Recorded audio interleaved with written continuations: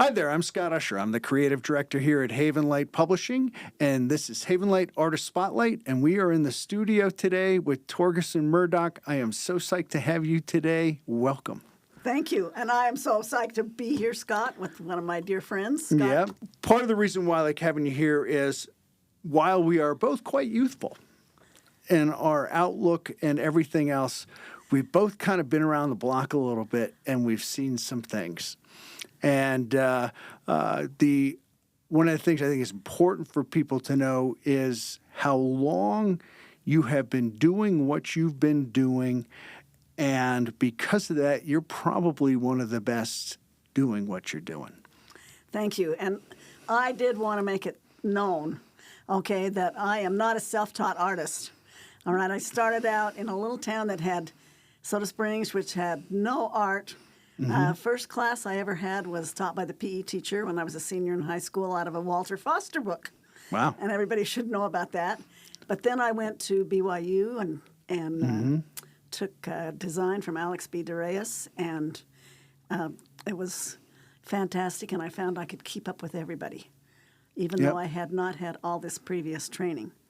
So then I went to work, and after I graduated, I kept taking workshops. So I have so many fabulous people under my belt as far as people that I have been trained by. You know some of my favorites. A bunch of the cowboy artists down in Tucson are people that have taught you what to do. Harley Brown was one of my main mentors after I graduated. When I was in college, like Harrison Groutage, Gaell Lindstrom, these fabulous artists were people who taught me.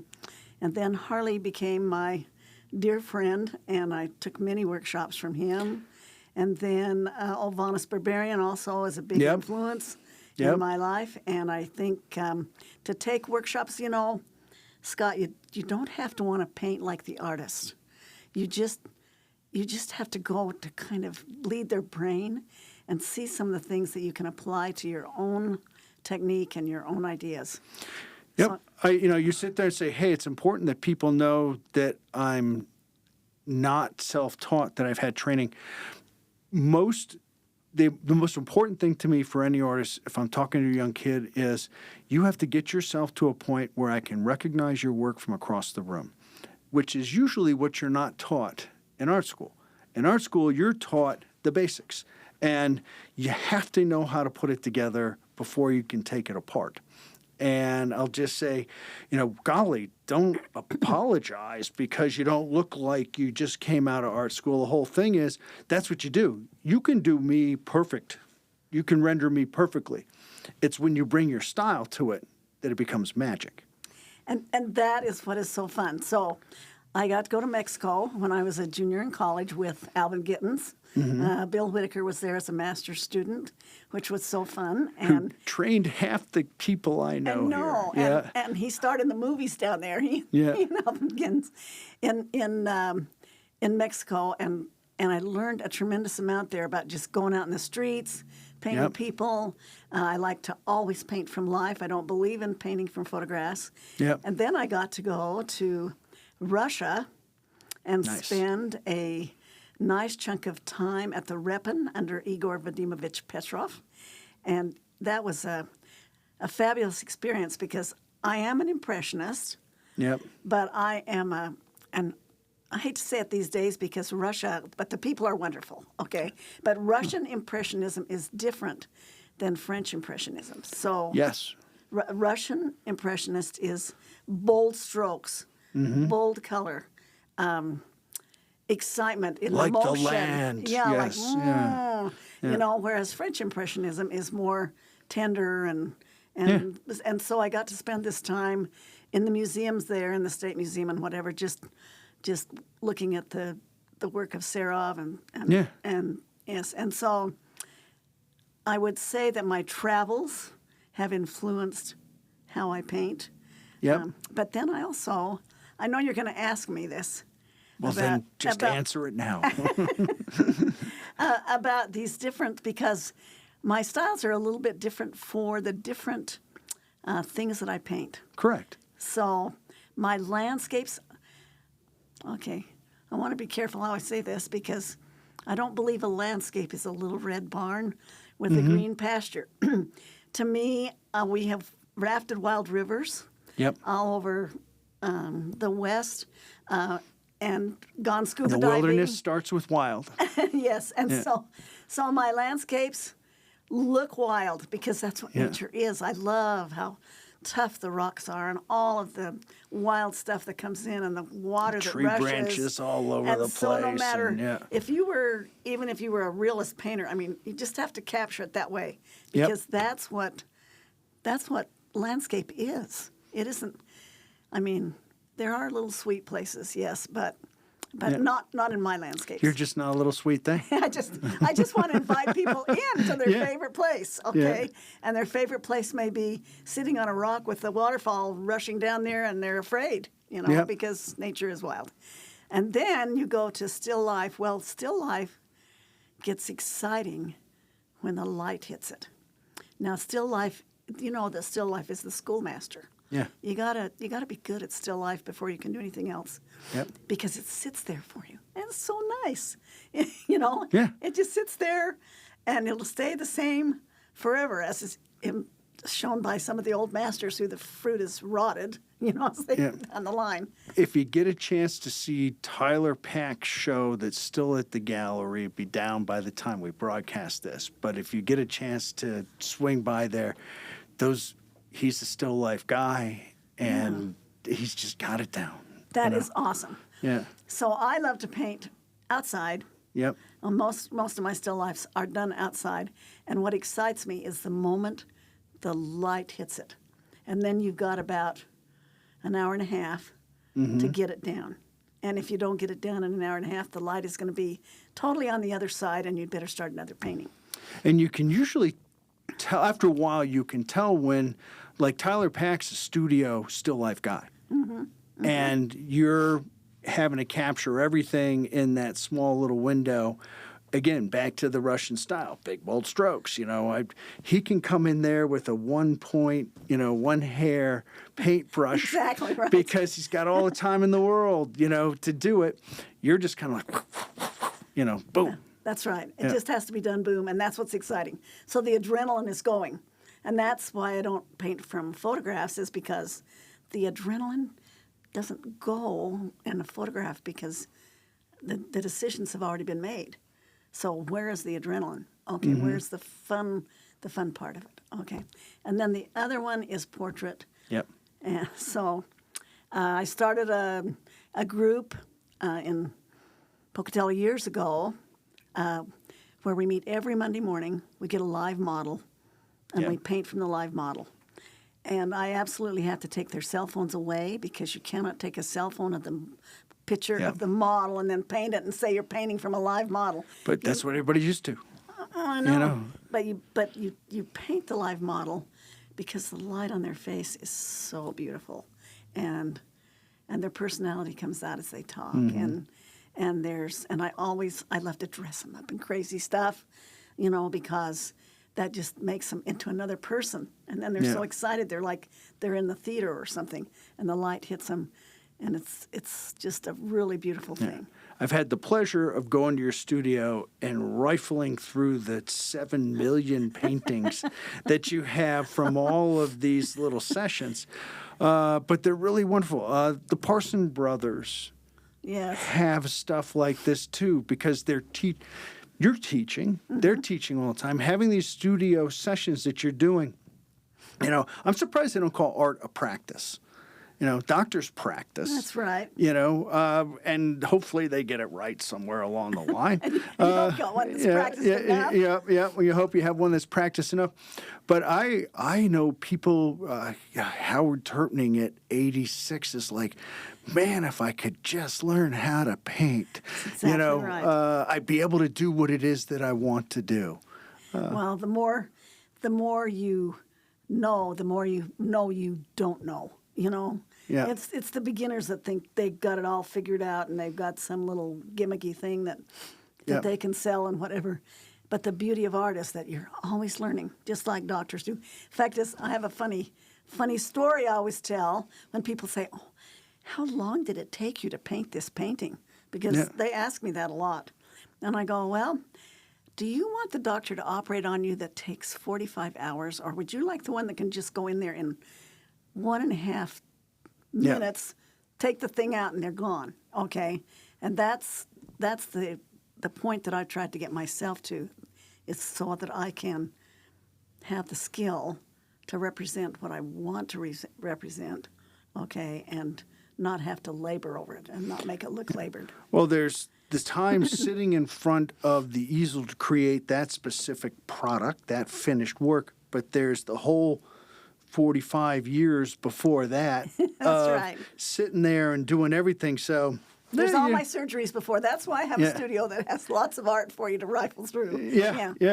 But I'll say it's so fun. Oh, back to why I even said that, because rifling through there, I found this painting. I just love it. It was an Asian woman in a kimono that didn't belong in all of the stuff that you have. It didn't belong. It just was like, what is this? This is completely different than everything here. So in the scope of, I just throw things on people, I'll say, I've seen it myself.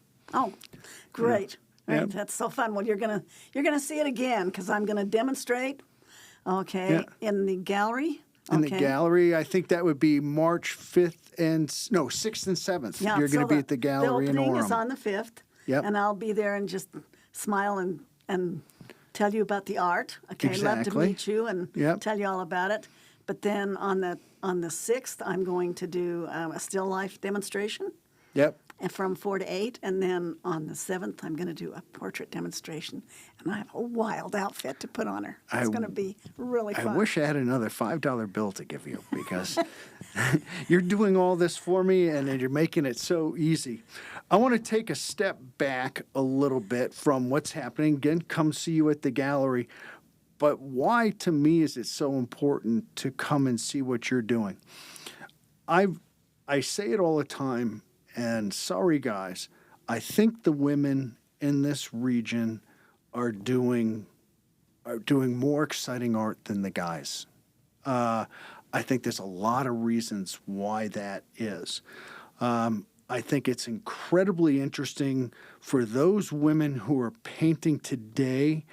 I don't want to call it with the freedom, but the freedom to be confident in who they are, is because of people like you that went through the brick wall a couple years ago, really cutting the way and breaking down the barriers to the point. I love this about you. I hate this about you. You took the name Torgesen. I always do this. Torgesen Murdock. Torgesen Murdock. That's okay, guys. He's my friend. Because you didn't think that people would respect a female artist. Oh, and it was true. Oh yeah. I mean, I got calls from back east from a guy, and my young man my child that answered the phone said, "Hey, Mom, you're wanted on the phone." He asked for Torgesen Murdock. Yeah. When I got on, he said, "So, are you a woman?" Because I don't particularly paint like a woman. I mean, I'm a strong painter, so I'm not a delicate little painter. Anyway, and I said, "Well, yes, I am." And he goes, "Then I can't buy this." And I thought, whoa. But we've come a long way since that. That was quite a few years ago. And people now. But somebody has to blaze the trail and just realize, to, like I say, incredibly strong women doing strong work today. But it took a really strong woman to jump through the wall way back when it was hard to jump through the wall. So if they'll come and see it and come and watch, I'll tell them some of my fun secrets. So when I teach a lot of workshops, when I teach a workshop, I tell them, okay, you have to make this a priority, but you can't make it a priority over your kids. I know you've got all these kids, right? Yep. So for years, luckily I had a husband that built me a studio. In every house where we've lived, I've had a studio. I've never been a kitchen painter. I've never had to paint at the kitchen table. I really pay him a lot of credit for that. Okay. Yep. Nice job done. So, I'm going to get some good treatment out of this. Anyway, but I got up at 5 o'clock in the morning, and I would the studio was right there. I'd go into the studio and paint till the kids got up about 7:15 or whatever, and then I'd go down, make them breakfast, get them off to wherever, or take care of the babies, or or those kind of things. But I had that little block of time where nobody bothered me. Then I could paint other times. Yep. Then I included them. Then once school started, this is the real trick. Okay, women, do not even look at a dish. Don't make a bed. Don't do anything. Go straight to the studio. You can do that when the kids are home. Yeah, yeah. And then like 45 minutes before they get home from school, you come down, you put the laundry in, you do the dishes, you start supper. You're right there to help them with their homework. But you have had a fabulous day painting. Yeah. And that is critical for women because they have, and men have hats to wear. They have to earn the living too. So, you know, but I just tell them those. But I'll reveal a lot of little secrets. I've got lots of fun ones because I've got a lot of years. I've gleaned these things and learned how to do it. So I don't think you may have been further trained, but you're a colorist. And you're a colorist because you are just, I love color, and you've just had a bunch of people help train you to harness that color. Absolutely. Yeah. I am a colorist. Thank you for mentioning that because I pride myself on that. Okay, I had people that taught me cools against warms and all these things that really make color sing, and how you use color and how you leave white off your palette and you just go for it with the color till the very end. You do what? Leave white off my palette. Yes. Until the very end. Yes. And then you can come in and put a few strokes on it that then just makes it pop. Yeah. And that's a real secret about being a colorist. And that's what I loved about, you know, the Russian art that I saw and some of the real, like Harley Brown. Oh, I mean, you know. You didn't become a colorist because of Harley Brown. You were attracted to Harley Brown because you were a colorist. That's right. You should take workshops from people who you love their work. Same with Ovanes Berberian. Yeah. Total colorist. Okay, now I considered myself a designer also. I mean, I was trained by Darius, and I can design. I've had people pay me to come to their house and set up 5 still lifes, so out of their stuff, so they have something to paint, because there is a great deal of design and color, and value, of course. But men see value, women see color. Maybe. I don't know if that's true, but I would say, I mean, it's not true in the case of Harley or Ovanes, but it is true that men find it easier to, you know, they have a more strong value sense, than women. You know, you think about that old school, you do your black and white sketch, then you do your value study. Do you think that's because guys were trained? You didn't do a color sketch, you did a value study. That's exactly right. You go back, I'll think of Tom Lovell's and, all the guys of that generation that just up until he lived into his 90s. And it's the only reason I knew him because he was around that long. But he would just sit down. He'd start out with a pencil sketch, then he'd do his value sketch, and then he'd go on to the other thing. But interesting that you say that because color sketch wasn't inherently one of the have-to steps. Value was over color. Yes, and that's true. Like in the Russian schools, like in the Ripon school, you're not allowed, period. You do all these things with cones and whatever. I mean, I didn't go through any of this, but I taught to students there. Okay, and then you do strictly black and white paintings for a whole year. Okay, and then you're finally allowed to move into color. Okay, but the interesting thing about color is that color is what you put next to it. Yeah. So, black and white, value is value. If you're putting gray or any degree of black or whatever you're using for the value next to it, but color, the minute you lay another color next to it, you have created a vibration that you have to learn how to do that, how to make the vibration. And I still don't know enough. I know a lot, but I don't know enough. Yeah, because I just love it. Art's a practice. I just get caught in it. Yeah, it's fantastic. Yeah. I love the site there, Women See Value. It sounds like a TJ Maxx ad, but, I sit there and say, it's a very interesting statement. I just love it when I pick up these things because now I've got to really look for that and see if I can find that. You'll find it. You'll find it in the men's paintings. You'll find the value in there is really strong. Okay, and sometimes it's not so much. Wow. So, so you early on you get all this training. Tell me a little bit about, okay, we have the name changed up, but tell me what your marketplace was like getting into the art business here in the mountain region. Okay. So I started out doing, Park City, many years, standing on the streets. Oh, it was just a blast. I'd take my kids and I'd give them a little percentage to sell art, right? So to sell my art so they could, have 30% if they sold something, right? So this one year, before I'd even opened the cash box or anything, my son comes in with this guy and he sells him 3 paintings. And I look at my son and he has this sweatshirt on, has a big tear down the front with a big pin in it. And he said, but Mom, this is how I sell art. I tell them we're not going to get to eat if they don't come buy some of my mom's art. Yeah. So, so we did the MoMA in Arizona. Okay. A number of times. We went to St. George a number of times for street shows. So really got into street shows a lot. Okay. Yep. Then we got into galleries. So I had galleries where my children lived, and it was really one thing they don't teach you in art school, and I just have tried to implement my ideas with various educational places because they need to teach marketing.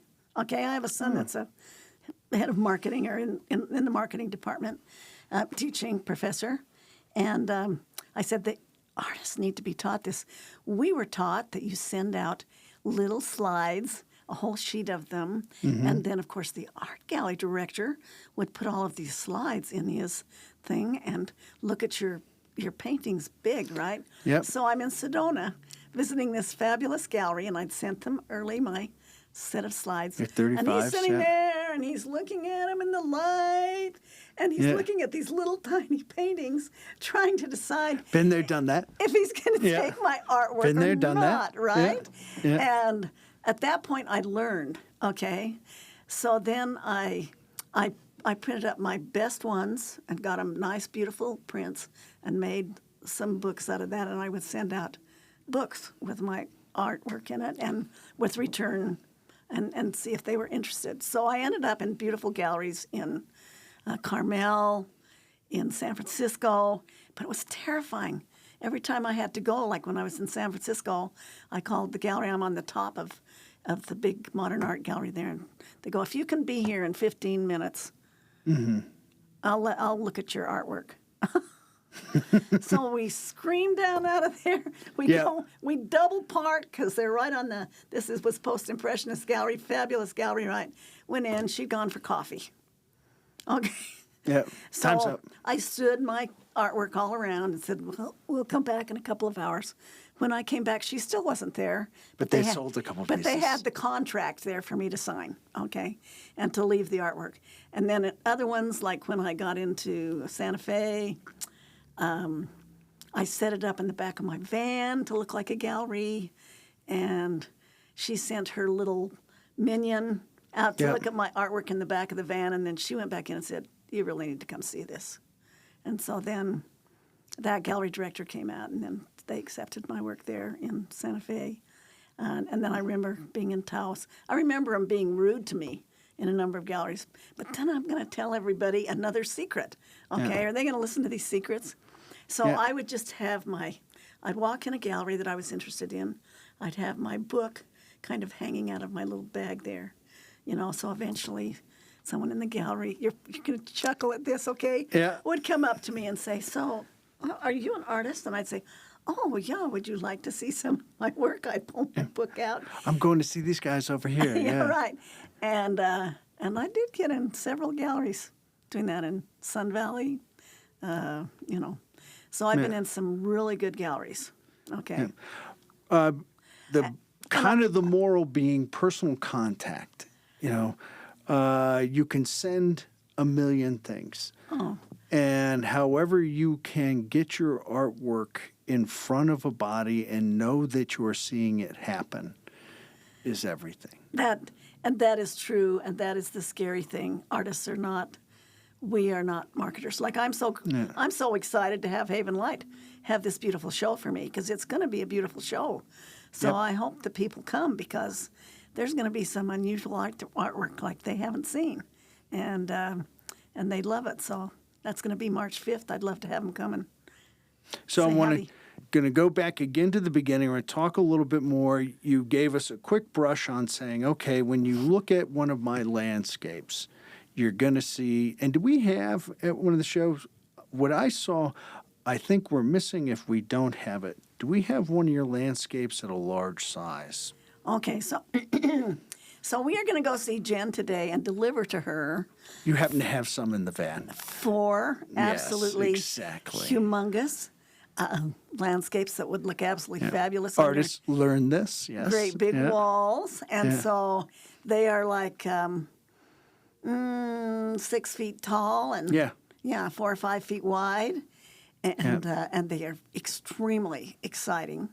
Yeah. So and they'll be there at the show, and I think that's another thing for people to understand to come and see the work is not only are you not a dainty little painter, but you're not a little painter. Most of what you're creating, you have a bunch of small pieces, don't get me wrong, but I'll sit there and say, I love it when your pieces are up at size and you're just getting hit with this wall of color, and that's really what the experience is with you. Part of it is the size of what you deliver. because part of it is that's how I like to paint. Yeah. Is I love to paint big, but I also paint small ones because Beautiful little pieces. people I've seen need them that, myself, you know? yes. Yes. Yeah. So, But like I say, I think the real impact to seeing Torgesen's work is seeing it at size or getting the chance to experience it up at size. Because like I say, then you get these big, bold colors. You're really getting the impact of what it is that she's putting together. So your wilderness scenes, I'm not going to say are all muted colors because you have all colors in there. But when you move to your florals and still life, it's almost like you have a different palette that you're playing with. okay, I'm playing with the same palette, but yes, it's a completely different subject. Yeah. If you're going to do still life and you're going to do florals, you better have a lot of yellows and reds and greens and really exciting colors on your palette and ready to go. When you get into nature, you're getting things that are somewhat grayed, except when the beautiful light of like the sunset or whatever hits it, and where the water gets hit and where it comes down and where the light just kind of comes around the trees. And so you are a little more limited as far as I don't do just really wild color because I still want to do what's meaningful. I want you to take a walk into that landscape, find the little rock that you want to sit on, and hopefully, if you come and see this work, your heart is just going to go, oh my gosh, I have been to that place, or I would like to go to that place, or I'm not capable of walking to that place, but I can sit here and be in that place. I have the big orchestra director at the university there bought a big painting of mine because he said, I saw this painting, this is my mentor. This is what I want to do, with my music. I want to walk back in here when I'm in my home. We went and hung it over his couch, and I really hope it doesn't eventually fall off on somebody and kill him because it's a great big painting. Yeah, yeah. Don't want any accidents. But those are the kind of things that are meaningful to me. When somebody says that to me, like I want to be there in that painting. That's so. Anyway, so come and see. Come and see if you've got a painting that you just want to walk into and see. It won't cost you anything. You can just sit there and look at it. So I would say when I'm looking at your figurative work, they seem to live somewhere in between. Now, I know a piece like Sisters is crazy, super colorful, but Test of Faith is a lot more muted. Is it what you're trying to depict that's going to drive your colors? What are you choosing when you're getting into That's a great figurative? question. Yeah. That is a really great question. Because my figurative pieces, all have a meaning Yes. behind them to me. Okay, so the one of the pioneer girl with the Sisters. Sorry. with the letter on her lap in front of her dugout. Okay, Yep. that's going to be there. Okay, at that time, I mean, I just was really intensely feeling how estranged, because we have a relative that with rich relatives that said, "Come back. What are you doing this thing? Why are you going west? What are you doing?" And then here she is sitting here with a letter that says, "Come back and we'll give you everything." Okay, but she goes forward. And so those colors are going to be different than Sisters, where that was just a joyous thing. We were down at the place down south that has the fort. Can't think of its name right now. But anyway, and these two were out there in the hollyhocks. Okay, and they're just, I put them in various situations and whatever, but the dresses, the hollyhocks, the reason that's colorful is because it has all the flowers and all the meaning of, but these two sisters these are their only friends. They're out there in this little place where they don't have other people around them, So the reason I dress these figures up in costumes and whatever is because there's things within they're more of an intellectual type of thing where I am feeling the feelings of some person who is like the one that showed in the church triennial, which I've been in a number of times, but this year it got a merit award that's called the Community Well, that was the black people with the well. Okay. All right. Yeah. And because we were in Africa and saw these people. Yeah. And saw what clean water means to them because they have to walk so many miles. Oh, yeah. So there's a lot of emotion. Hopefully the figurative It's a pieces. great book called Long Walk to Water if you really want to cry. 3 miles to water and then have to chase off the crocodiles and the people who would steal them and sell them and whatever. Anyway, so hopefully on the figurative pieces, people feel the emotion that comes out of them. I mean, it's just, they really do. They do have an emotion because they come out of my emotion. Not biblical works separately. Jimmy Bama, it's like, I'm known as a Western artist because I happen to live in Cody, Wyoming. But if I lived in Bar Harbor, Maine, I'd be painting fishermen and everyone would think I was a nautical artist. Are you doing the pioneer work because this is where you are? Or that's part of your storytelling, chicken or the egg? That's part of that's part of my religion. That's part of my ancestors. So I've got another great big one that is, where they called them to come and settle Soda Springs, Idaho, and there was nothing there except Indians and a little fort. Yeah. But they had a beautiful home in Logan. Here they'd traveled, and so they're packing up the Rockports, it's called. They're packing up the chickens. They're going to leave. Yeah. And so these things come out of my history. Yeah. My personal history, Jimmy Bama paints gorgeous paintings. I can't complain about his paintings. Not bad for paint by numbers. No, there are no paint by numbers there. It's all good. Anyway, yes, so the people come a lot out of my experience. We've traveled. We've probably been to 50 countries. Okay, we've traveled. Even when we were so poor, we could hardly do it. We put backpacks on our back, bought a railroad pass, and went all over Europe. Okay, for 3 or 4 weeks, and saw all of that. And we've been to China, and we've been to Turkey, and we've been to Egypt, and we've been all these different places.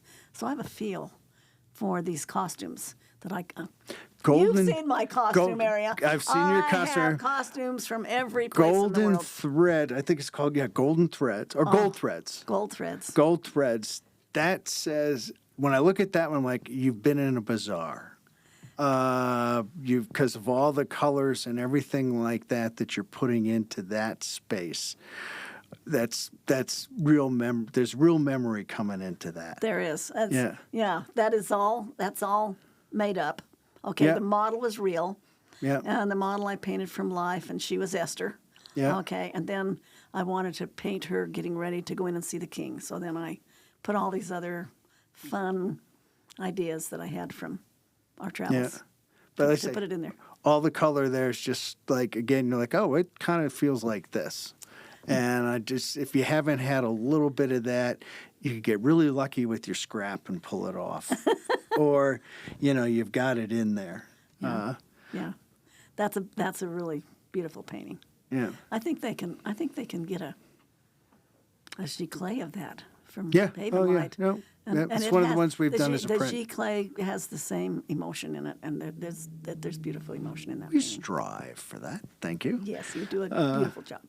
Cool. So I'd sit there and say, anyone coming to the gallery and the show's going to be up for A month. all of March, So you have a month, but you have a chance to meet Torgi. You're going to have a chance to meet her on the opening, which is March 5th.